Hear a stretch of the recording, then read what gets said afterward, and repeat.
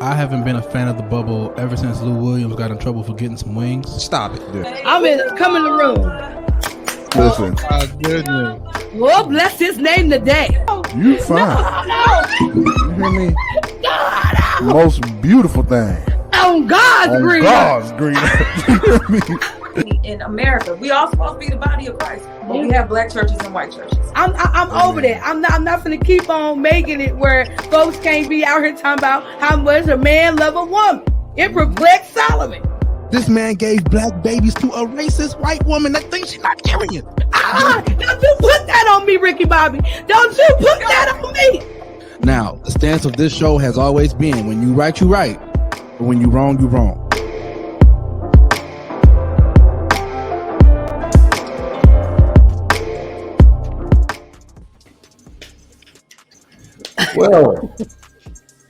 Well, everybody is here, and I think that is the important Everyone. Look at what the Lord had Somebody. done. Lord Today. Booked and Jesus. Busy Tim was even available. Look at God. Lord Jesus. Oh, this is a message. Booked and Busy Tim. This is a message from brother and sister Elkins that all of y'all are on notice because she tired of coming on Friday and y'all not being there. That's what she said. All right, that's now take it how you want to. Mama Elkins, your prayers have been answered. Your directives have been heard. Amen. Y'all are on notice. Really quickly, shout out to Brother Bearfield. I saw on Facebook he recently had a birthday, and he's a faithful watcher of Sticks and Stones. So happy belated birthday to Brother Bearfield. Happy birthday. Happy birthday to you. Happy birthday, Brother Bearfield. Yes, sir. Amen. Yeah. Well, Elkins, I apologize. You know, sometimes things come up. You know what I mean? And I got Tim be on the world tour trying to secure the bag. Tim don't be thinking about us. Tim go to parties. Tim go to picnics. Tim go everywhere except for the Sticks and Stones podcast. Wow. Tim said, I forgot that I got a going away party today. I forgot that I got it. So I'm going away. I wasn't going to see my friend for some time. I mean, look. This hurts. You ain't seen us for some time. When the last time I you see y'all all the time? Look. No, you don't. No, you don't. That's a lie. Lee, I just saw you yesterday. I'm talking about me, Tim. At Uncle Ben's. I've been in distress. Okay, I've been in distress at home. Uncle Ben. So you and Uncle Ben. Uncle Ben. Why are we like this? Yeah, I ain't seen Erica, but she decided to move away to, move to another land. And did. Island. And did. And the milk and honey. Amen. I love milk and honey. Come on, somebody. Moving on. Not really a good combination, milk and honey. Moving on. It's powerful. I don't even drink milk no more. It's a powerful conversation now. Almond milk and honey is wonderful. That's true. Almond milk and honey. That doesn't sound good at all. It really just don't. You've never had it. And some tea. That sounds great. You put milk in tea? No, Yeah. I don't like tea like that. It's good. It's great. Tim, you have to try it now. I guess my palate ain't that grown. I mean, milk and ain't that like grown. British people do. Like they even eat beans for breakfast, y'all. I'm like, how did y'all come up with that? Yeah, they also eat like liver and stuff. Like that crap is gross. What's wrong with y'all? Why y'all like this? You like liver, Erica? Well, I enjoy a plant-based diet now. Oh, But yes, I've had veal liver before. It's fantastic. ew. It's very good. My granny made me eat some liver and onions, but she didn't tell me what it was until after I ate it. Right. Veal liver is very good. It's if it's prepared properly, it puts you in the mind of a steak. It's very good. After seeing the Dahmer series, the first 30 seconds of it, we're good. Now that I couldn't watch it. I couldn't watch it. I don't know. He definitely fried a liver, Doc, and it was wicked. Not 1 second. Not 1 second. I haven't watched 1 second of that. I wasn't gonna watch it at all, and that sounds ridiculous. Before anybody saw anything, before anybody started coming out saying stuff, I was like, my husband was like, this seems interesting. And he put on a few minutes of it, and it was from the start. It was bad. Tony struck again. It was horrible. There's Tony struck again. Struck again. Swing and a miss. Yeah, man. You know those Netflix type situations. Y'all for that. Netflix should definitely be paying that family, bro. Absolutely, those families should be paying those families. Like, yes, they ain't hurting for nothing. You know what I mean? But y'all just another one is gonna force them to relive this situation. Like another movie that's come out too at the same time, just around time for Halloween on Hulu. So everybody's releasing these Jeffrey Dahmer premieres. Families aren't being compensated. I'm just like, this is entertainment for y'all, but this happened to people. Yeah, and it's really sad. You know, it's sad, sick, and gross, disgusting. Mm-hmm. Well, speaking of Halloween, did y'all see that costume of that girl in the surgical bodysuit? Why are people like this? Like, what? Go look at the group. I didn't see it. Wonder Woman. She gotta go straight to a BBL. Like, it was a little girl, and then she dressed up in a costume, as if she had just gotten a BBL. As if she had just gotten one. Yeah, because you know how after surgery you gotta wear that high garment. They dressed yes. the garment and made it send it to like the group chat, Tim. Send it to the group so we can what? Instagram why are we like this? Yeah, and like I even seen costumes of people dressing their baby up as the rapper Little Baby and his baby mama Jada. I'm like, your baby didn't want to be Little Baby. Your baby wanted to be Superman. Your baby wanted to be your baby won't even know Little Baby like that. You dressing your baby up like a little baby. The baby. Yeah, I just said it. It's Instagram. I see what I thought it was funny. And let's cancel. Let's cancel. She's like Halloween. 2. How about that? Let's cancel. She's like 2 years old. Who made that suit for that little kid? Like, what's with the drip that she's walking with, y'all? Yeah. You can't pop this though. Oh, this is probably not.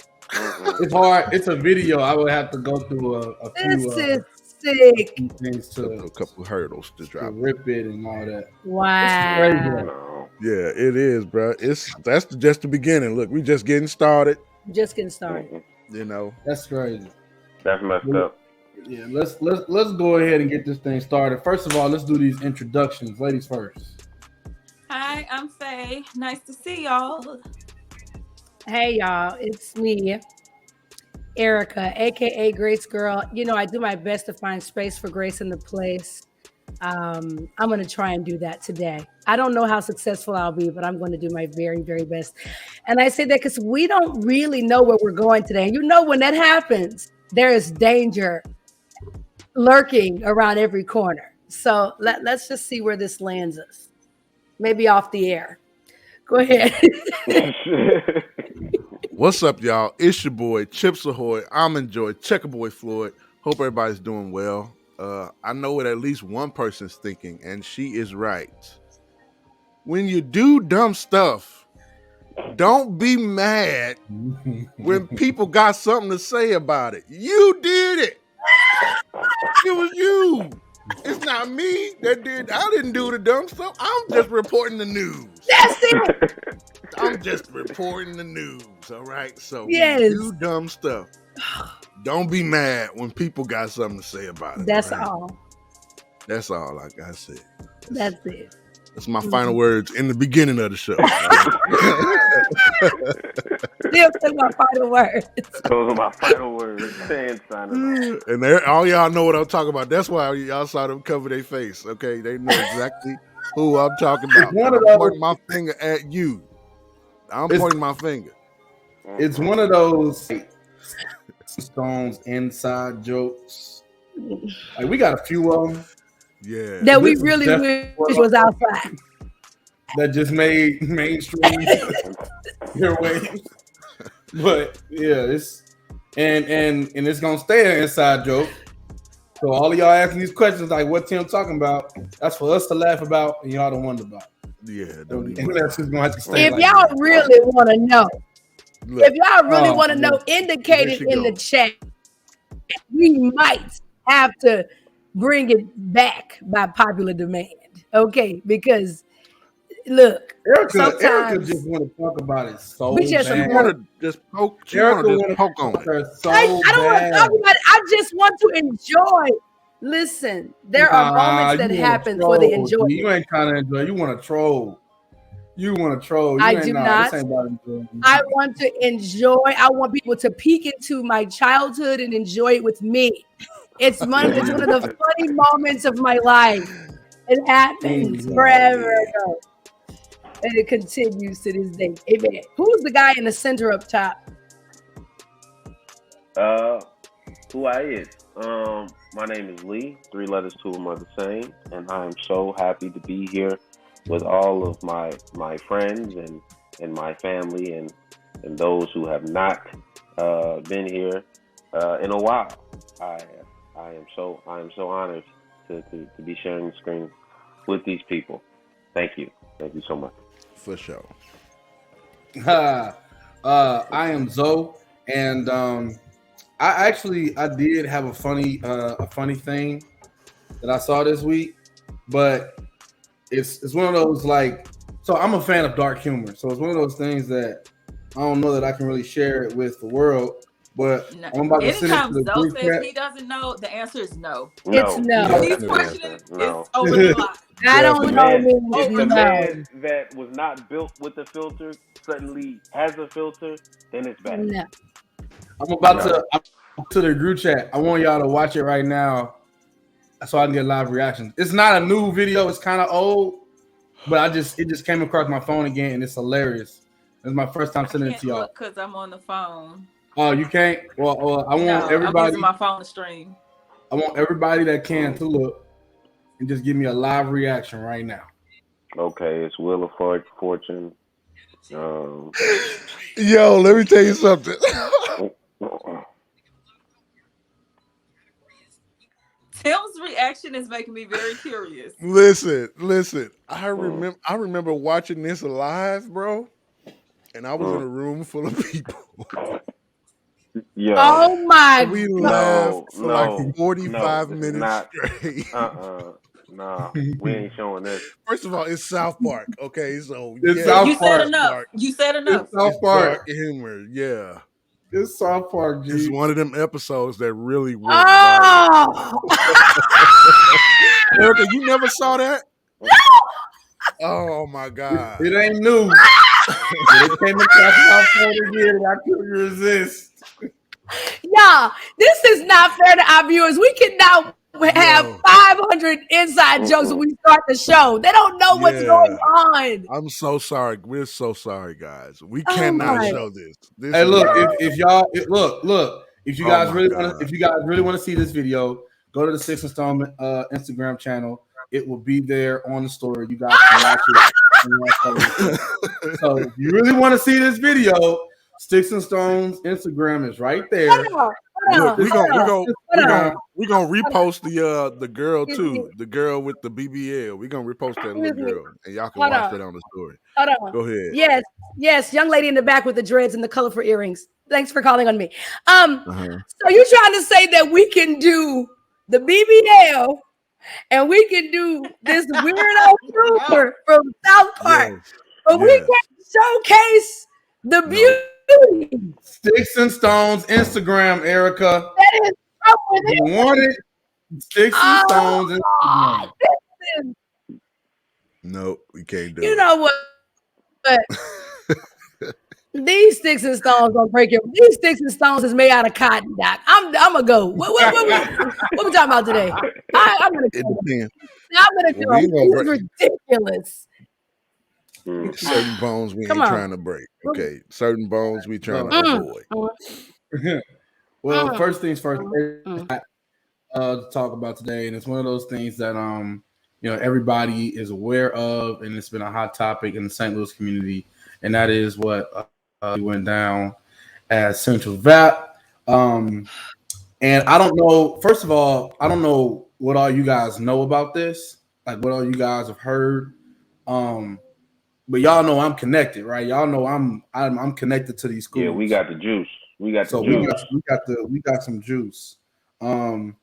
So I want to first before we kind of get into what actually happened, let's first just kind of react to the tragic news, because when it was going down, our group chat was live, man. Like everybody was throwing stuff in there, and we was kind of just getting stuff as it was happening. But yeah, just to kind of get everybody's reaction to what happened.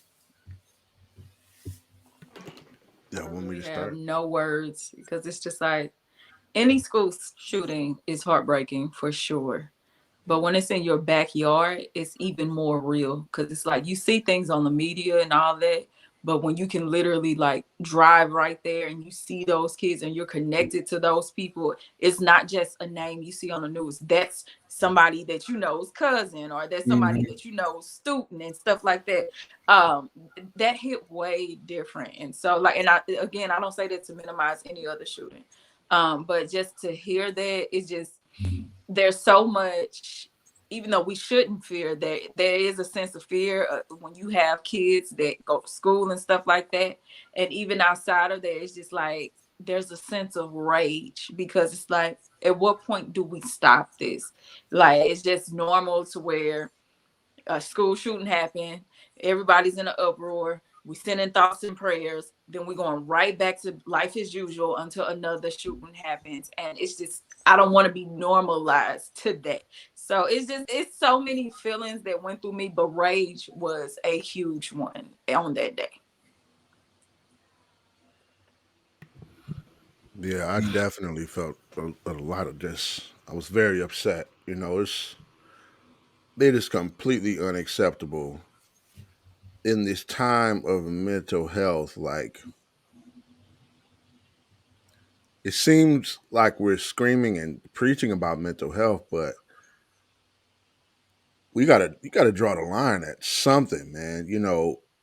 Yeah, I don't know, man. I don't know the person's disposition when it took place. This is absolutely unacceptable, man. To be, to be so upset or have any cause you to be so upset that you take people's lives. For I mean, innocent people who had nothing to do with nothing. These people didn't plot against your downfall when they woke up this morning. They weren't thinking about you. Um, and I mean, the information that I was starting to get from some students was that it was like a hit list. It was a list of schools that was going to be hit. And I don't know if y'all been kind of out and about in the city, but the ambulance and it's been stuff going crazy. Like it was a fire downtown. I don't know what the I don't know what that was, but it was like every ambulance, fire truck, police department. You know, I think one of the schools was mentioned was Hazelwood West, and Mhm. you know, yo, what is up, man? And didn't Belleville have something? Yep. Yeah, yeah. And at the same time, So it was a school in Toledo that got shot up. Like it's it is completely unacceptable, and yeah, like I am yeah. Rage is the only thing that I see. Being so up, yeah.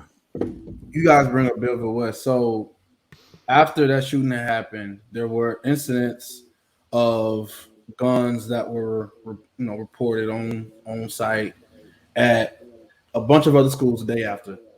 Belleville West and I think Hazelwood West were, was it Hazelwood West? I think it was Hazelwood West. Belleville West and Hazelwood West. What's Belleville East? One of those. But Hmm. those two schools were like reported to have a gun on site. And there were a bunch of other guns that were shared that day. But I'm gonna be real with you. Like the way that I kind of see that whole deal the next day, when these kids go to school the next day after a tragic event like that just happened, right? I don't see them bringing guns with the mindset of shooting up the school. I see them bringing guns with the mindset of it ain't gonna be me. Let somebody come up in this mug and say they're gonna shoot this thing up. I'm gonna be ready. I'm strapped and I'm ready. I'm not gonna be hiding in no corner or the desk and locking the door, and they got an AR-15 pointed in my face. I'm not gonna do that. I'm bringing something to school to where if they strap, I'm strapped. And I'm not saying it's right. I'm not saying it's fair. But what I am saying is when you put these kids in school after a traumatic event like that just happened, whether it was at their school or not, it was close to home. And there's a hit list out there on social media. So now everybody on edge. So when you send these kids to school the next day, I'm not surprised that they came to school to defend themselves. I'm not at all. If you're going to make me show up in this thing, I'm going to be protected. And that does not shock me that those kids brought guns to school the next day. It really don't. Because first of all, they all got access to them one way or another. It ain't like it's hard to get one. They all got access to them one way or another. If the school is gonna be like the streets, then I'm gonna walk around like I do in the streets. And they're gonna carry and do what they gotta do to survive. Now let's also be real and say that it's not like a lot of kids was at school the next day. I mean, attendance was down all over the city of St. Louis. And that's like a confirmed deal. Like I know one high school that has, and it's a small high school, they got about 200 plus, between 200 to 300 students in their school. And the next day after that shooting, they only had 17 kids show up. So attendance was down everywhere. But I'm not surprised that when something like this happens, they ready to pop off and they bringing guns to school. So I'm not saying, I don't think they brought it to school to shoot up the mug. I just think they brought it to say, y'all not finna get me. Y'all not finna get me. So that's just kind of how I see it. And it's sad that it's like that. And it's sad this whole thing happened to VAP the way that it did. But yeah, I mean, I'm true. And I'm gonna be real with you. If I was one of them kids and I had a gun sitting on the nightstand, I'd probably bring that mother to school myself the next day. After y'all done shot up this thing with an AR, and I know that they coming from my school on this hit list on social media, and y'all send an email. They send superintendent sent emails to parents and students and all that. Send the email out saying that we are aware of what's going on. We are aware of the threats on social media, and we are positive that we can ensure a safe environment for our kids to learn. We do plan on having in-person. Are you kidding? If you was positive, it wouldn't never happen, bro. Wasn't positive at all. What happened? Now this ain't Central VAP. No, any of the Republic, but it's a bunch of other districts that's on this hit list, and they sent that email out saying we plan on being in school the next day. I was calling teachers like, what you? And they're like, man, we don't need to be there. Now some school districts went virtual. Some of them high schools went virtual, and they've been virtual all week. But some of them schools went back in person, and now we getting reports of kids bringing guns to school. It's not no school shooting. It's not like they're not shooting people inside, but they bringing them to school.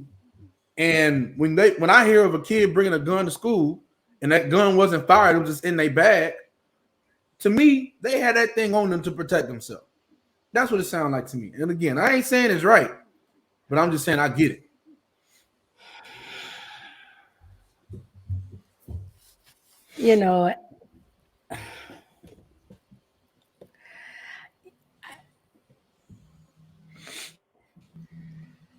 I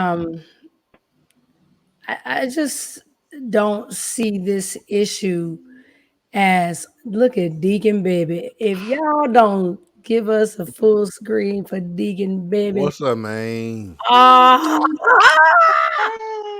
Deacon What's Baby. up, boy? Oh my God. Yeah. Yep, that's them. That's them. Hey, buddy. Hey. Look, he said I look good. Okay. Deacon Baby. Anyway. Oh God, looking at him. I just don't see this issue as unsolvable. I don't. I think it's totally solvable, and I think that's what makes me so upset. This idea, it's very solvable. And I think this idea. I mean, they could have stopped this 5 years ago. Oh, for sure. Ask me how I know. What y'all talking about? Go ahead. Ask me how I know. Go ahead, Zo. They could have stopped this 5. So okay. So look, I told y'all I'm on the inside, right? Yeah. Yeah, you got the juice. The next day this thing happened, I went to a school. I'm not gonna say what school I went to. Okay. But it was a school district. Mm-hmm. While that whole thing was going on, the obviously like security and stuff, they're talking about it, right? So they're communicating. But when you go to these schools, all of these security officers are on the same radio channel. So when this thing was popping off at VAP, the school that I went to, they heard it live going on the security channel.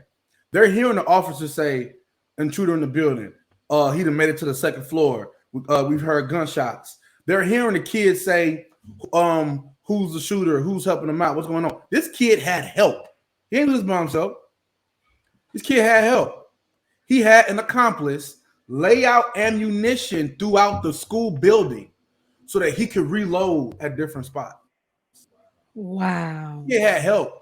Ain't no way, bro. And again, this has been said multiple times, and they're not going to tell you like you. We've heard it's said many times. This could have been way worse. They're not going to tell you how it could have been way worse, but they've been saying this whole time this could have been way worse. This is how it could have been way worse. There was an accomplice in that building laying out ammunition for that shooter to come through, shoot and reload, shoot and reload, shoot and reload. Security officers are on comms talking about how where the shooter is, where he done went to, where they pulling kids jumping out windows. Whole thing went live. But the point that I'm getting to when you said this, they could have stopped this. Every conversation that's had between a student and a parent and a student, parent, and faculty of the school is documented. That kid that did that shooting went to that school, right? The kid had a conversation 5 years ago that was documented. And they're not going to tell you this stuff. That was documented. Where he was having a conversation. I don't know if it was with the principal, counselor, whoever it was, but it was documented that he was having a conversation and he was so distraught that he said, "I hate this school. And in 5 years, after I graduate, I'm gonna come back and I'm gonna shoot this place up." He literally said it on his social media that has since been taken down. He had been posting for weeks about how he was feeling off and he was ready to go back on his promise and shoot up the school. It wasn't no secret. Like, this wasn't I'm not gonna say it wasn't a surprise. It's definitely a surprise, but he had made it known that he had intent on doing this. The dude said, "In 5 years, I'm gonna come back and I'm gonna shoot this school up." 5 years later, what happens? He commits on his promise. But they could have nipped this in the bud years ago. The first time when a kid says something crazy or does something crazy and he's calling for help him. This could have been stopped. Absolutely, it could have been stopped. It could have been. They ain't do nothing. Stick and Stone exclusive right here. This is definitely exclusive. We need to really. This is inside right now. Call CNN. Call everybody. Call everybody. Tell them we got the juice. Tell them we got the juice over here. That yeah. During the school shooting, on the deal, everybody thought the shooter was a white male. Everybody. Of course they did. Because the students have been telling everybody it's a white dude with bullets in the school. But when they apprehended the shooter was a black male. Mm-hmm. And so when that happens, the kids were like, well, that may be the one that was pulling the trigger, but there was a dude in this school that was helping that dude out. And I'm telling y'all who it was. That's what the kids kept telling them. Wow. This whole thing goes down. They load the kids on buses. They had no idea who made it out to school. They had, when I tell you they had no idea, they had no idea. There was no roll call taken when them kids left that school. There was no roll call taken. They don't know who got where. Parents pulling up to the school, loading their cars up, 10 kids at a time. Everybody hop in, we getting out of here. Now the school put the kids on the bus, took them to another school for them to get picked up. But when they got to that school, parents was going to that school to get their kid, and their kid wasn't there. Dang. So now they wonder where their kids at, because they kids done, again, like I said, parents minivans taking kids to houses and stuff, getting them out. They had no idea who went where. Parents had no idea where their kids was. There was a stretch of time where parents had no idea where their kids was. None. And this whole time, they're trying to figure out what just happened. Telling y'all, man. They felt like it could have been their kid. You know, they kid. That's torture. Yeah. You know, honestly, I remember when Miriam was in, it had to be middle school. In middle school, before she started, went back to homeschooling, she had a science teacher, and he was really angry with, this was when they were kind of really rolling out the intruder alert idea, this idea of what to do when there was an intruder. You know, before that, it was always, you know, just fire drills, you know, earthquake drills, this, that, but they start rolling out this intruder drill. And he was so irritated with it, because he was like, this doesn't really provide us any way to protect ourselves. And the school is not, you know, just not, there's not much protection. And so he had a system that he taught all the students that came through his class. So, you know, obviously middle school, you rotating classes. And he had his classroom set up like a I don't even know what you would call it, like a defense bunker. I mean, I don't know. Like it had all these beautiful, heavy crystals that looked like they were for decoration, but he taught all of them how to use them as weapons. He had things to bar the door, things to throw at the person when they come in, to swing. He had a whole system that he taught. Like, if somebody comes in here, we are not hiding in the corner under our desk. I'm going to say these words and we're going. You're going to do this. And they did these drills like once a week. Just him. It was just him. And I remember having this conversation, you know, with him at like teacher conferences or whatever. And he was like, this idea of just go in the corner and put your head down and just, he was like, what is this, you know? And I think about all of the secured buildings in this nation, and how you can't, you know, get into certain places without all of this clearance and, you know, all of that, and how that with our babies and I feel even our elderlies in this country, it's like we just give it a chance. And it's like it's not like it happened one time. It's like, oh, okay, from now on, this is what we're doing across the board. It's like, nope, prepare for the shooter. Not how can we outside of the building prepare to make sure this doesn't happen. But those of you in the building, let me prepare you for when you're going to be accosted by a shooter. Yeah. What?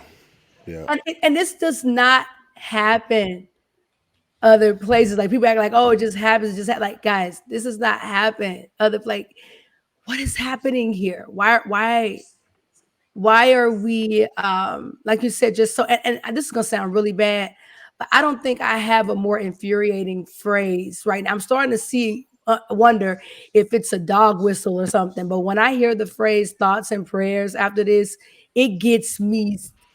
I mean, it really ticks me off. Like it gets me up here. Like, don't say anything but that. Like, what does that even mean? Thoughts and prayers for the families, thoughts and prayers for the students, thoughts and prayers for the community.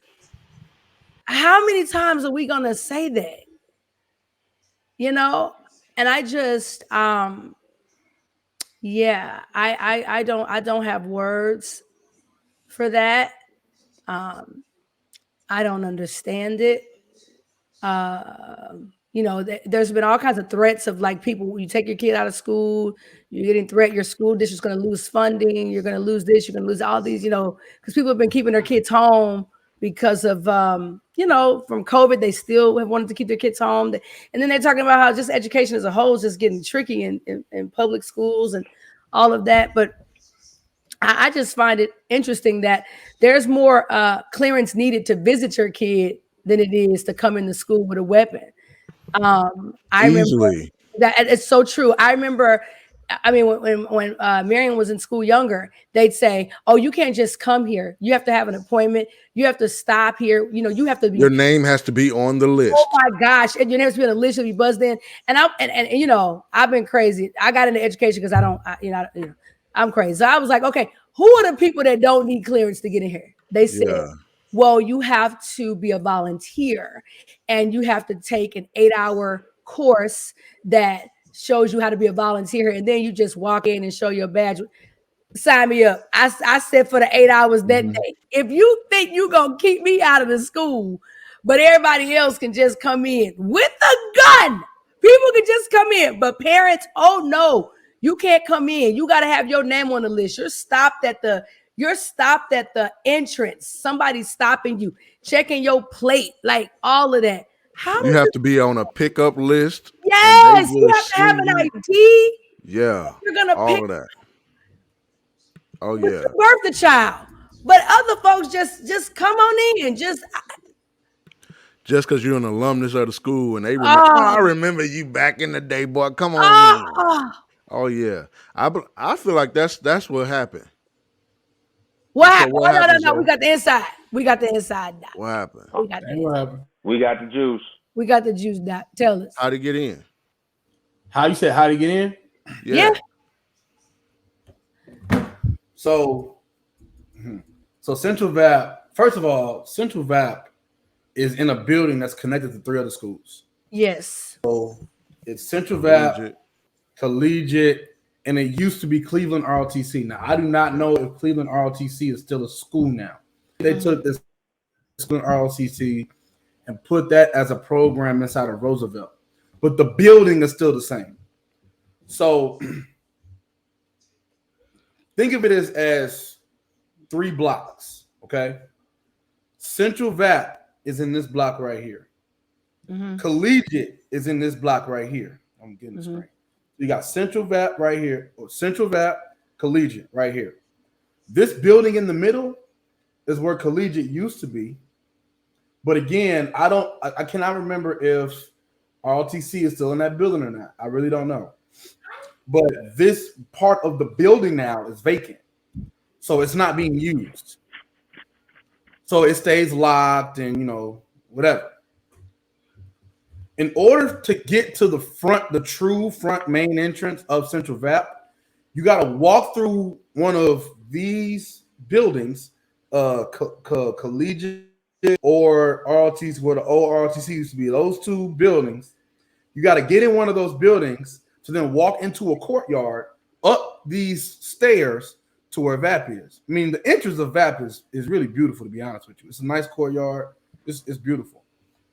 But you got to go through there to get to that big entrance where those big doors and the big steps and the windows are.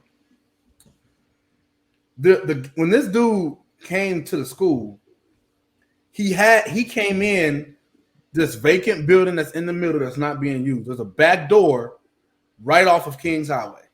All right. When you go up to the school this second, that door is still taped off with police tape. You can't get close to that door, and all of those windows is boarded up. So whether he shot the lock, whether he shot the windows, I don't know which way he shot his way in there, but that was his entry point. Okay, so he entered that way, but he had to walk through that courtyard and up those steps to get to VAP. When he walked through that courtyard up the steps, security saw him when he hit the steps. That's when security saw him. They say he made it to the third step by the time security recognized him, saw the rifle, put the school on lockdown, made an announcement, and everything was locked. So, but he was still coming up the steps. He comes up the steps. He can't get in. They had to put the school on lockdown, so he can't get in, right? He goes around that courtyard to like the side where the windows are. He looks at the kids through the window and says, "Y'all mother effers about to die." That's the first time he shot. He enters the school, starts trying to make his way through the school, and he's yelling, "Everybody prepare to die." Now, this whole scene, I mean, again, kudos to everybody involved.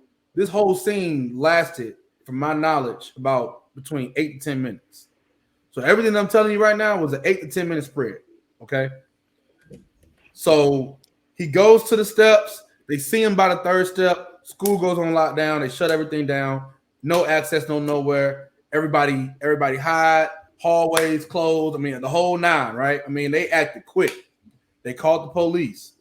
It took police 8 minutes to arrive on site. It took them, after they arrived on site, anywhere from 3 to 5 minutes to find, apprehend, and get the shooter in custody. Now, when I say find and apprehend, there was a shoot-off. They got him. They took him into custody. The shooter died at the hospital. So, but as far as how he got in, he went around, shot through a class, entered, went to another class, and this is where, like, I remember I went to the school and I'm getting all this information from the school that I went to, and the security guards there. The kids will tell you that when he was coming through the school, he would shoot or bust into a classroom, point the gun at somebody, and pull the trigger, but the gun would not fire. His gun kept jamming, right? So there's a bunch of kids that'll tell you he was trying to shoot a bunch of kids, but his gun kept jamming. He would shoot, jam, shoot, jam, shoot, jam. So he would go somewhere else. Other room, shoot, jam, leave, go somewhere else. The gun kept jamming. So then when police found him, his gun jammed on him several times. So when the police found him, they telling him to stop. But when he starts to try to shoot again, a couple of bullets fly out towards police. Then it jams again. They shoot him, take him into custody. So when they say that thing could have been way worse, when he was walking through that school, that gun was pointed in a lot of these kids' face, and it jammed a lot. So, you can take that for however you want to take it. Listen, okay, here's my question. I kind of checked out for a few seconds when you first started talking, because I wanted to get clarity on something.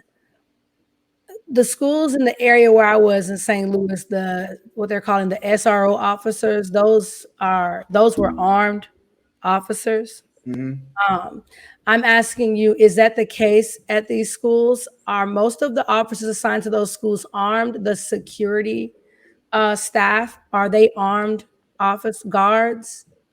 No. The only officers in St. Louis public schools that are armed are what are known as the white shirts. Those are probably what you're referring to as SRO officers. I don't know the official term, but they're the white shirts. Mostly every guard in those schools is a blue shirt. Blue shirts are not armed.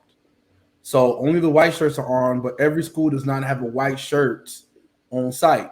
Now there may be a white shirt on site at some schools while the kids are first coming in, but throughout the school day, there's usually not a white shirt on site. They roam. They got to roam. They roam the district. So I do not know. Either your point, I do not know if there was a white shirt at the school when this whole thing first started. I do know that when the school went on lockdown and they saw that kid at the third step, white shirts got to that school before the police did. That I do know. And they started going up in that school trying to find the shooter. And then when the police arrived, they joined and they all found him.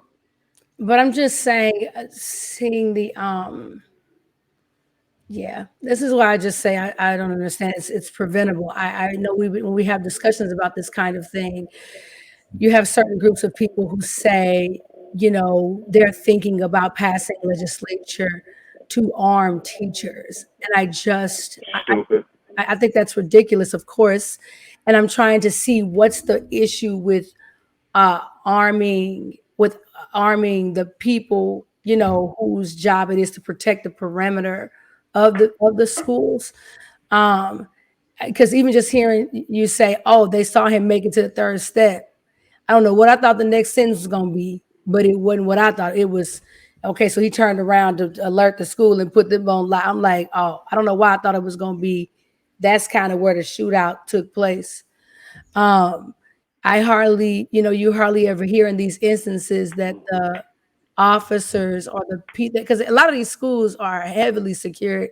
I mean, like armed, or there aren't, like I said, the security, a school resource officer, security resource, SR or whatever. They were armed. The ones that I saw, they were armed. But it seems like they use that as they use their powers to just like police the kids or whatever. Is there any sort of training that is for? I mean, it's not like we haven't had years to figure it out. That is for, like, if you actually see someone with a rifle, yes, alert the school, fine. But then, like, do we engage the shooter, or do we call the police? They supposed to come on the scene, which they're not Batman. They come after the crimes are committed to try and remedy whatever is left over.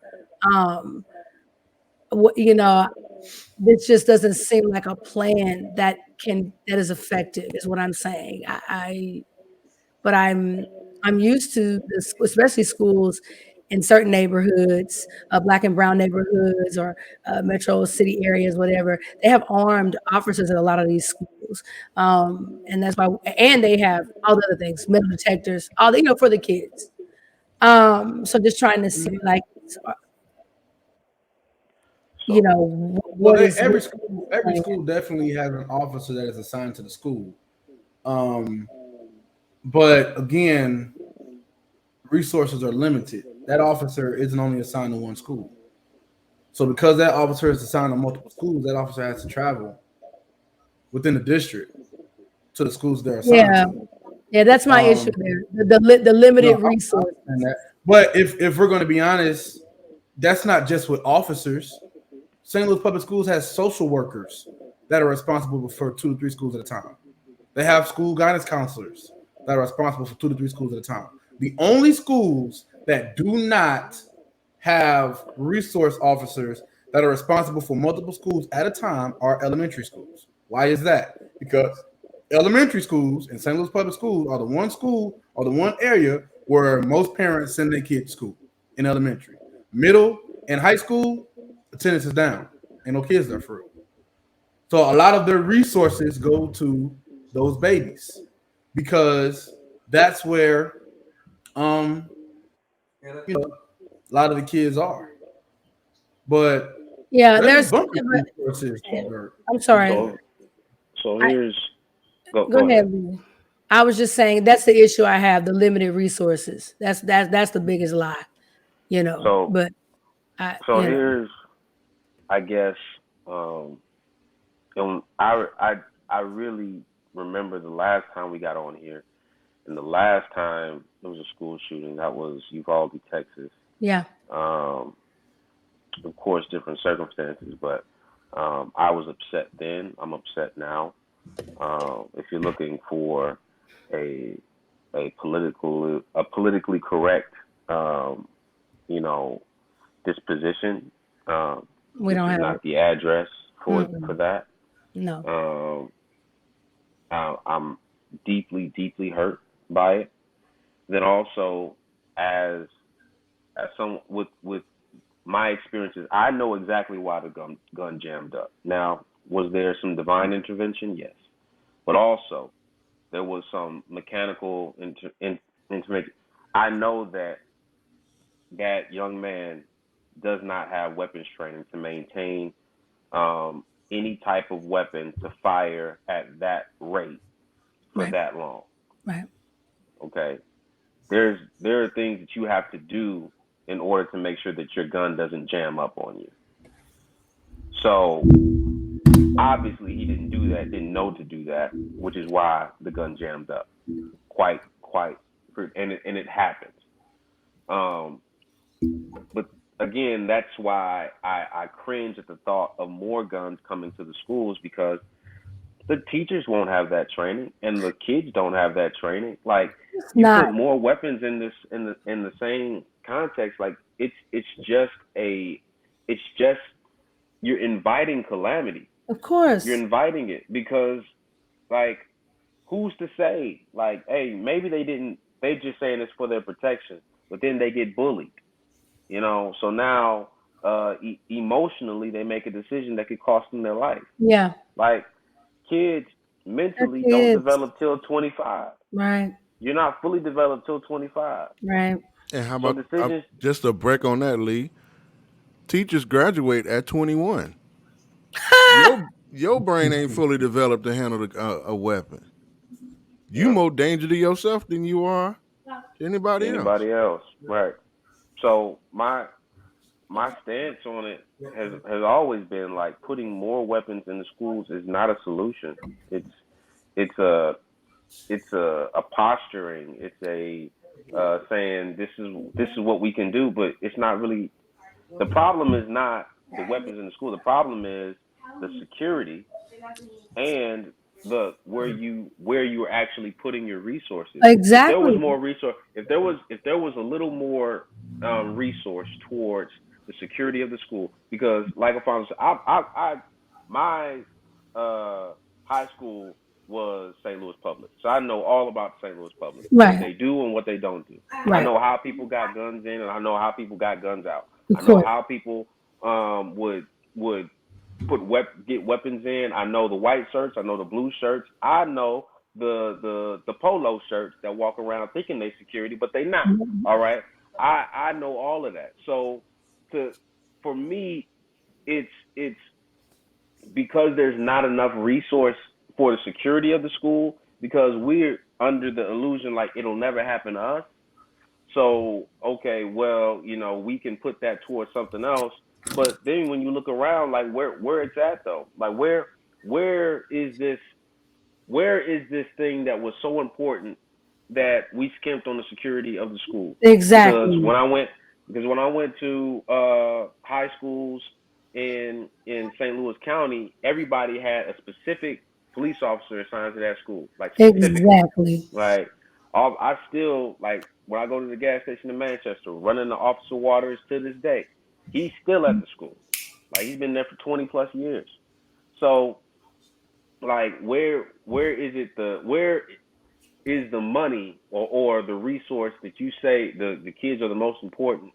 I don't understand what decision was made. Now, again, I'm not saying that there's a gross negligence of security because by and large it's not because you can't get into those schools at all with if you don't know nobody and like they don't so you gotta buzz in, they gotta say like who you here for, hold up, and then they check with that person. So it's a pretty good system only for everybody else except the people that went there. If you're an alumni, then you get a pass. If they knew you, if the police officers knew you, if the guards knew you, well then you get a pass, and they'll be like, oh well, yeah, I know that person, they can come in. But even still, there still should be somebody assigned to the building that's not roaming, that's not at another campus while this is going down. So, you know what? Again, I'm not interested in the individuals and the thoughts and the prayers and stuff like that. Yes, we will do it, but I'm not interested in that because it's really just a cop out. It's a cop out to actually handling the situation. Let's create a solution. Like fail at a solution, but you haven't even offered a solution. Yeah, what's the fail plan? At a solution, any plan? and then say, hey, you know, okay, we tried it, it didn't work this time, but we haven't done anything. We just said, oh well, you know, it happened, and we're so sorry this happened, and it's bad for the community. All that mumbo jumbo, but we're not really. What is the solution that you're offering the people? And it can't be arming teachers and letting kids come in with guns, because they're just as much of a danger than a shooter coming in. You might as well let all the shooters come in. I got a solution, and don't mistake me taking light of the situation. But I've always had a problem with this. Let's get rid of all of these fat security guards, okay? You got all of these NFL prospects that want to come in these schools and do damage, and this dude can't run can't go from the lunchroom to the office without getting out of breath. Tired. Come on, bro. Let's get rid of these fat security guards. Let's go. This is a perfect opportunity. Let's go. You got all these athletic kids, these students. You can't keep agile. Listen, they agile. They moving. Get rid of these fat security guards. Look, Tim. I had a problem with it when I was teaching. Most of the security guards, maybe 80% fat. Do you feel that in the last 5 years, let's just say 5 years, okay? Because when was Sandy Hook? Sandy Hook was maybe 2005. Maybe. When was it? It was a while ago. Maybe 2000 something. It was 2000 something, but 05, 02. Was it post? It was post. I think it was after I got married. Somebody look it up. When was it after you got married? I think so. Somebody look up. Sandy Hook, right? No, Sandy Hook was 2012. Yeah, I was gonna say. I think I had a baby on the way. What am I thinking about? There was some stuff before that. It was before that. Columbine. My point is Columbine. Okay, here's my point. Columbine. Okay, we can go there because that's the one that people make a huge deal about. Yes, okay, yeah. Columbine. Now, do you feel that? Okay, Columbine, they say that was a one-off. Those were angry kids. They actually became low-key celebrities, trench coat mafia, all that. Okay. So let's say we go with Sandy Hook. Do you feel in the last, I got a baby that turned 10 this year, born in 2012. So that's 10 years ago. Do you feel that a plan could have been rolled out, if for nothing else, just to have I don't know, bulletproof windows or glass, or doors or something installed? I mean, I'm just saying for him to say, okay, I can't get in, boom, I'm going to the window. Natural. This should be a natural just train of thought for someone who's intent on doing harm at the school. Can't get in the door, go find the window. Robert's been doing it for years. Okay, it's not abnormal. Some schools do have the bulletproof windows, though. Some schools do. And so, yeah, I'm saying for the schools, I mean, is there something that we could have rolled out, in the country, money to say, okay, we're going to allocate for this, right? Do you feel that's something that, I'm just trying to see, is there something that we could be doing or planning or rolling out financially to support on a national level to say, okay, yes, I know this district has this amount of money and that district has this amount of money and this district pays more taxes, so they have better this, they have more resources for that. But we got these shootings happening all over, everywhere. Doesn't that make that more of a priority, executive branch issue? Where we can roll out something that's going to cover schools, just all of them? I feel what you're saying, E, but like with the way that progress is, the minute you get bulletproof windows, now I'm just gonna bring something that's just break the window. Like it's not like there aren't weapons out there that can get by all these things. If somebody is really intent on doing damage, a bulletproof window not gonna stop them. They're gonna From I catch doing somebody. understand what you're saying, but what I'm saying is we have these other buildings where these types of behaviors are not attempted. We have, for the most part, what you we mean, like have what these building? buildings, we have these areas in government, in the city, and whatever that are areas that not that it never happens, but hardly ever people are trying to shoot into these places and shoot them up. You don't hear nobody shooting up a hospital. Not Yeah, that often. hardly. And so, Hardly ever.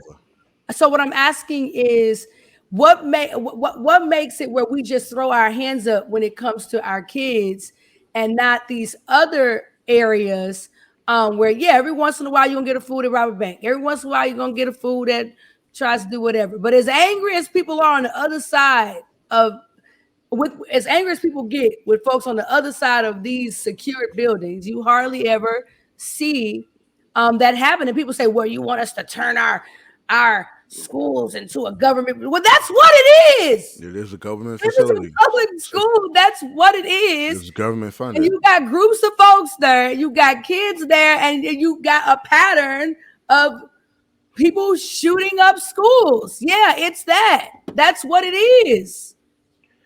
Yeah,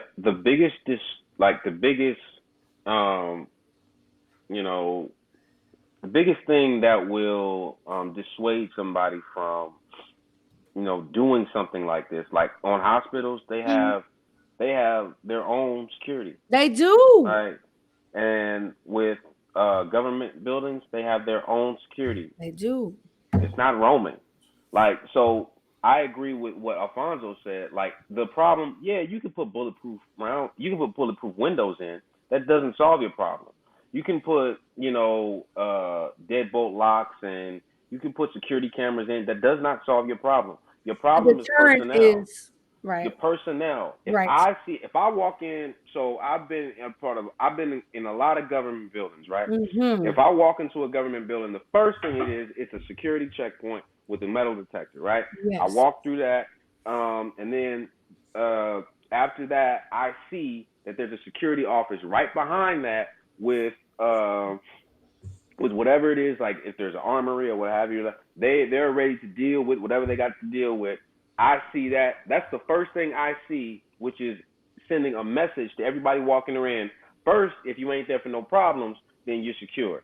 But if anything pops off, we can handle it at the door. Right. Then it's not going to go proliferate to the other parts of the building. Yes. So for schools, if we're gonna talk about, and I think that our security plans, were created in response, but not really in really tactical intelligence, because like, just like the teacher said, like, our intruder plan sucks, because why would we just sit here like fish in a barrel, wait for the guy to break down the door, and then just eat bullets like it's Thanksgiving dinner? Like, that doesn't make sense. So hardware is not the issue, it's about personnel. You need dissuasive measures. Every school, when somebody walks in, there should be security. And that security is not moving from place to place. That is the security of that school. Therefore, let's say, let's play this out with more security, okay? Because I know for a fact that St. Louis public schools are underfunded, understaffed, under-resourced. I get that. Let's just say that in this fantasy world, we had enough security to do both, to lock down the building, to engage the shooter, and to enact to communicate to surrounding schools at the same time, like this is happening, right? If they could do those three things at the same time, then we wouldn't be talking about it, because there would have been The only engagement would have been the initial engagement between security and the assailant. Assailant, right? So, and if he gets past them, and if he's able to shoot like one guy with little to no cover and concealment, if he's able to shoot past them, then we need new security. That's what we need. Now, I'm not saying fat or skinny. I'm just saying, trained, untrained. Because training, even with, like, I went through basic twice in 2011 and 2012. I have not gone through any basic training for 11 to 10 years. And even now, you tell me, hey, there's one guy out there with a semi-automatic rifle, and you have 3 security people. I can tell you, all right, well, he's toast. He's toast, because there's no way for that person to cover enough field of fire to where, and like, why did this become a military intelligence lesson? But I'm just saying, like, there's no way for that person to cover every single field of fire, avenue of fire, to where, hey, he's engaging here, which means this person has clear sight and he can handle the problem, no problem. Or if this person's here, then you have a person that's elevated that can deal with the problem. So it's personnel that's the issue. We don't have enough personnel in our schools that just deal with security. And then we say, oh, well, that security officer at VAP, well, he could go to Roosevelt and he could go to Metro and he can go like, so then when you need him, he ain't there. When you need him, you said it took 8 minutes for the police to get there. Probably took maybe 4 or 5 minutes for the white search to get there. But that tells me that they wasn't on site to begin with. When I need you ain't there. Here's the truth. Most of the SRO officers or police that are assigned to different buildings, their primary focus is not outside threats. They deal with more disciplinary issues inside the schools, and that's the problem, more than they deal with threats coming into the schools, right, from outside, predators or people that's trying to attack the students. And they deal with more disciplinary problems inside the school. Period. That's an abuse of personnel. Yeah. Because that is not their original intended use. They are supposed to be securing the school, not helping you deal with these baby kids. Right. Every time it's or creating problems because they bored, and they try to suspend Marion from school one time. The SRO officer tried to recommend her for suspension. This is how she got there. Saying that some kids saying that they heard her tell a kid the school sucks. It was some kids coming into the school and they said, "What do you think about the school?" She was like, "It sucks." And he told her, "I'm gonna have you suspended. I'm gonna make sure you get suspended." Recommended her for suspension. A girl who ain't never even had lunch detention in her life. Yeah, man, that ain't your job. It was a joke, but the point was that ain't your job, bro. That has nothing to do with your job at all. That you this is something you just made up, took on for yourself to do, and for what, for whatever reason, it hasn't, for whatever reason, the value,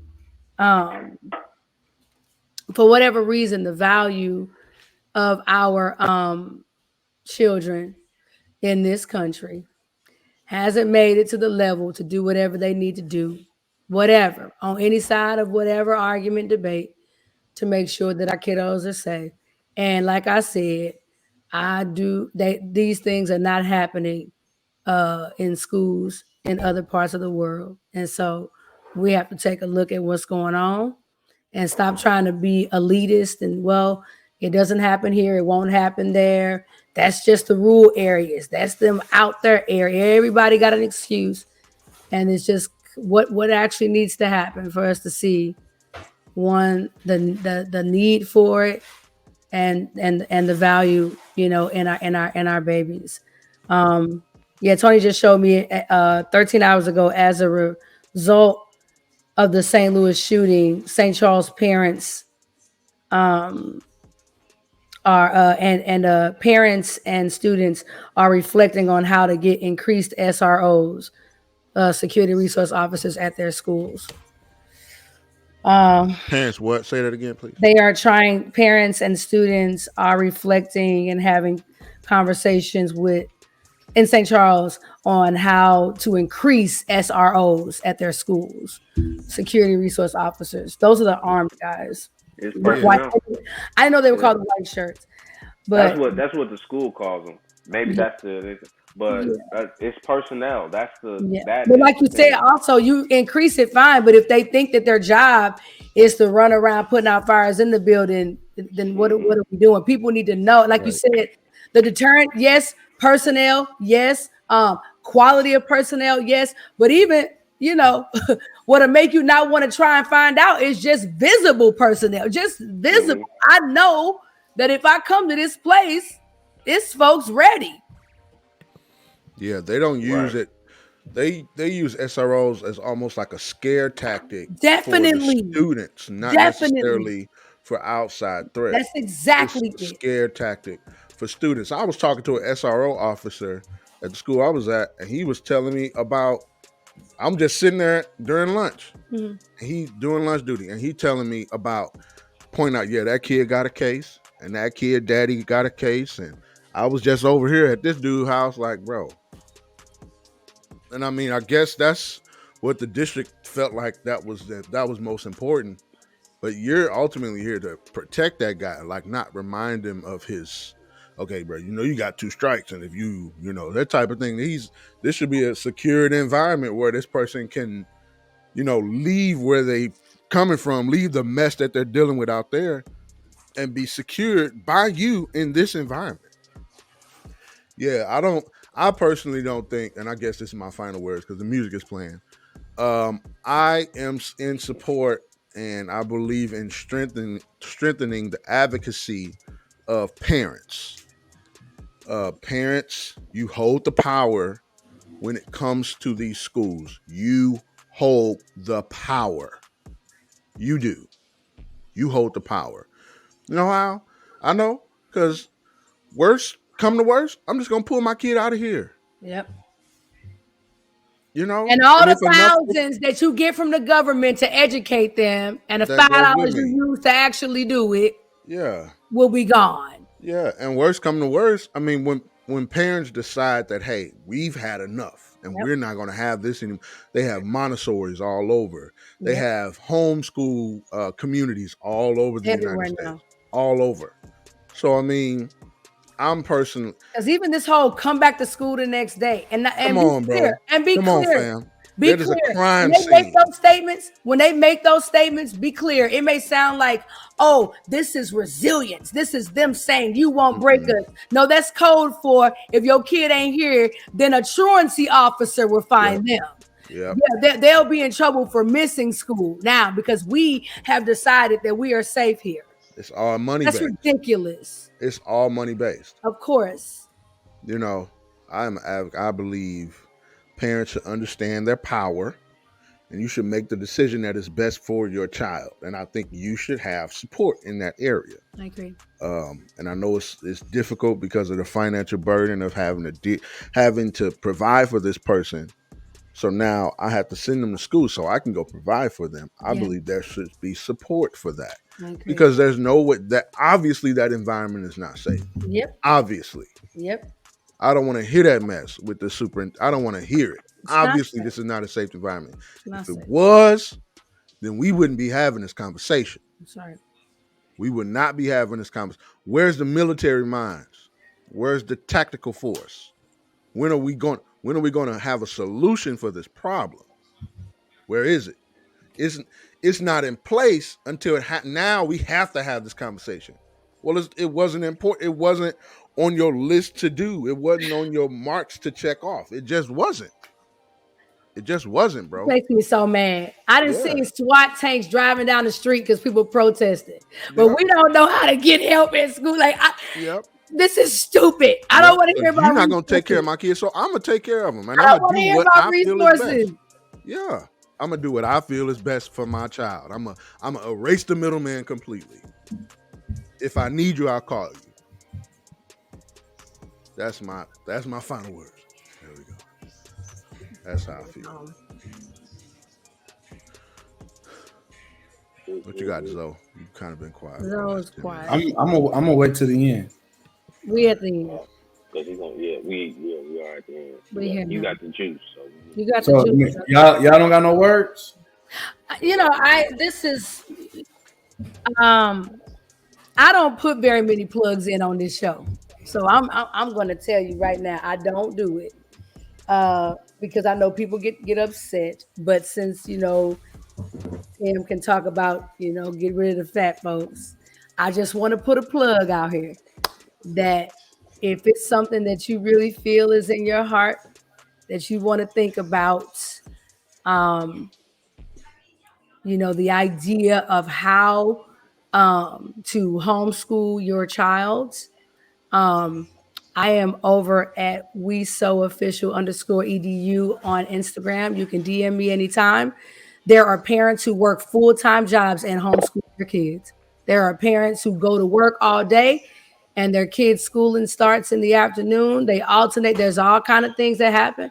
There are homeschooling groups, families, co-ops, communities that rally alongside each other. There are people that meet at places and rotate who does different homeschooling things for the kids so that not only the child's being cared for, educated, they're safe and whatever. So I'm just saying homeschooling is not for rich folks. It ain't for white folks. It ain't none of that. If that's something you really feel that you are contemplating, I have a great deal of resources.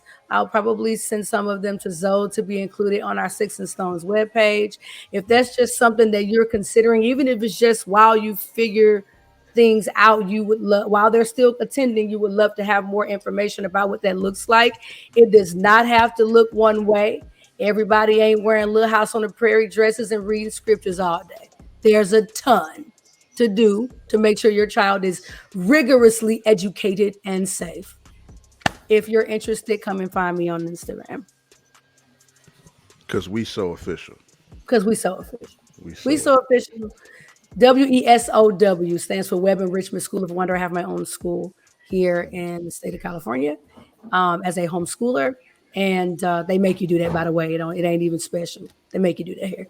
If you want to homeschool, you have to apply for a certificate to have your own school. Yeah. Anyway, but if you're in the St. Louis area or whatever, there's still resources that are nationwide I'd love to offer. But we have to start looking at that as well. We cannot continue to be dismissive of other ways to make sure that education looks the way that we think it should in this country. And that's an option. It's a viable one too. Most definitely.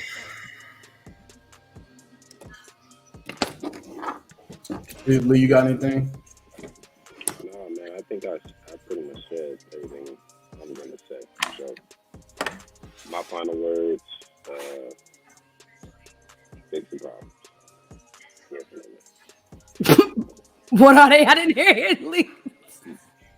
Lee, what's the final word? my final word is fix the problems. That's my final word. Fix the problem. Needs to be fixed. Two things that I got. The first thing is, and it's kind of a piggyback on what Ia said earlier. When people talk about, they feel sorry for it and thoughts and prayers.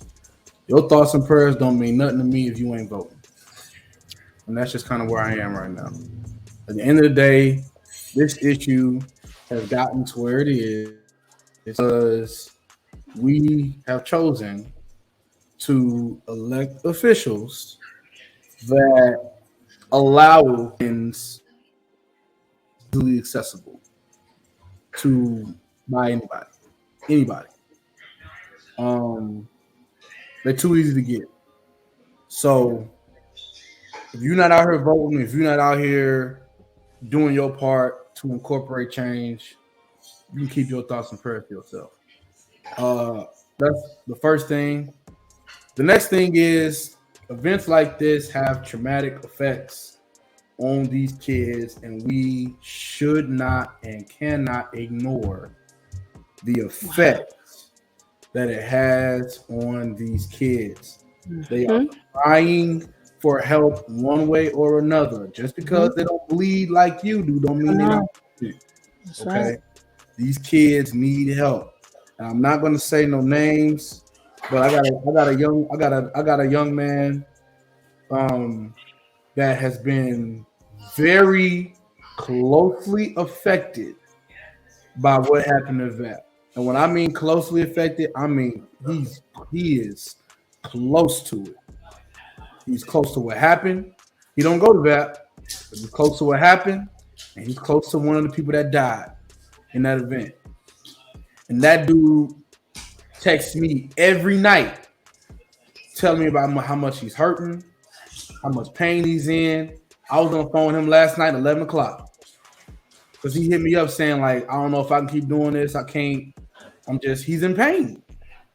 And if we gonna act like the expectation for these kids is to one day go back to business as usual, then we lying ourselves. Because there is no business as usual. You don't got to be a kid that goes to VAP to be affected by what happened at VAP. That's the truth. My heart goes out to every kid out here that got to go to school with uncertainty and this pain and this trauma of what happened. Because it ain't, it's different. It's different out here.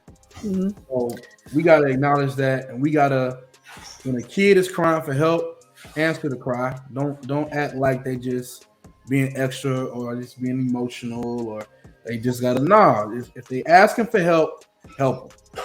In word or deed, some of their behavior could get really tricky, and you trying to deal with a symptom. The kid needs help. They need help. The kid that committed this shooting cried for help 5 years ago. Jesus. 5 years ago. And he gave you 5 years to help him.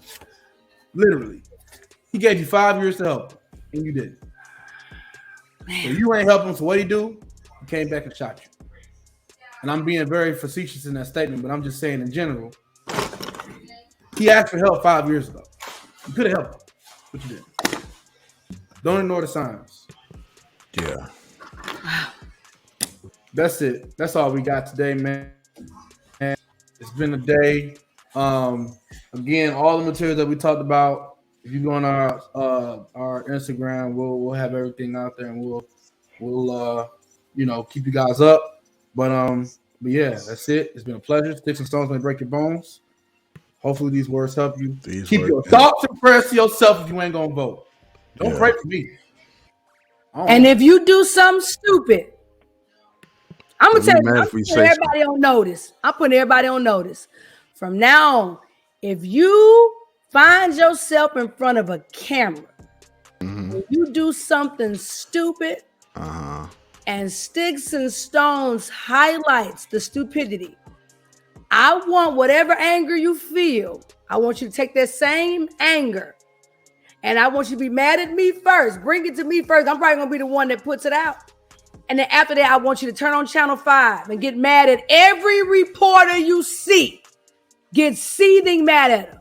Because all they're doing is reporting the mayhem. They are not causing it. And I'm tired of being censored and not being able to highlight what I see in the news. Okay? It's news to me. So if you own a camera and you can look back and say, woo, I might have did something dumb today. The Bible says it like this: in a multitude of words, you bound to offend yourself and others. I'm adding that's a paraphrase. But if you do, no, I don't want to add God. You're right. Forgive me. What I'm saying, that last part was me. Paul say, this is the Lord, this is me. So I'm saying that part was me. The other part was the Lord. We're not doing no more censoring. So be very careful. If you do something stupid in front of a camera, it might make the Sticks and Stones platform. If they don't watch us, y'all tell them. The next time y'all have announcements, make it clear to everybody. Sticks and Stones has made it clear that if someone finds themselves in front of a camera doing weirdo behavior, it may make the platform for the purpose of updating the people. there'll be some sport in it, but just to help us, just to update the community, it could happen. Because I'm not doing it. I'm sitting on one that's really good, and that's the last time I'm going to sit on it. So if it happens again, you're out here. No, I got a few now. If you want to pull it out now, I got some clips. I just say, Well, we're ready. It's time now. We're going to start with something funny, and we're going to still have a section called the Joel Osteen section, where you start with something funny. And it'll be something from home and abroad. And if you don't want to be part of it, staple them in front of that camera because it's coming out. Yeah. Hi, guys. Y'all have a good one. See y'all Sunday at the trunk or treat. Trunk or treat. Yeah, see y'all Sunday. And the chili cook-off. Chili cook-off. That's Sunday too. And the chili cook-off. Make sure you talk to Sister Linda. Talk to Sister Linda. It's probably too late. It probably is.